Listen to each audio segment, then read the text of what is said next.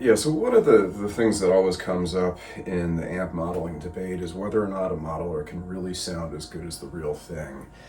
And increasingly, I think that's probably not a fair comparison for modelers. I think technology has gotten pretty good, and I have my own biases here.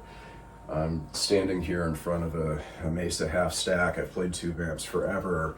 But increasingly, I think you can't look at it as an apples to apples comparison because the way you hear an amp modeler and the way you hear an amp, it's two totally different things. And what I mean by that is when you're listening to an amp, what you're hearing is the sound in a large room. This isn't a huge room, but in a room from usually 5 to 10 feet away from the cabinet, 6 feet off the ground, and you're hearing it really in stereo from the sides based on where your ears are positioned. I'm capturing this through an iPhone. It's not perfect, but it's going to give you a pretty good indication of what an amp sounds like in a room, and it's like this.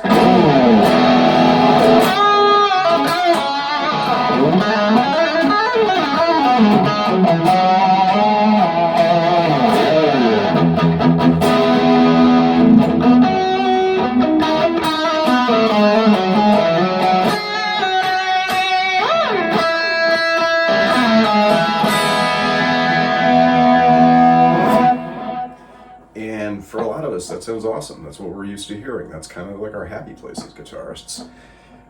But a modeler isn't trying to do that. What a modeler is trying to do, and I'm going to move my camera here to show you, is capturing the sound of a mic'd up amplifier, hard to do this backwards, where you're listening from right in front of the grill, usually within an inch or two, if not actually physically touching the grill, and from really close up at ground level, and you're not getting any of that room sound at all. So what that amp modeler is trying to do, and again, this is still a real amp, but just to show the difference in how much listening position can make a difference, this is what you're hearing.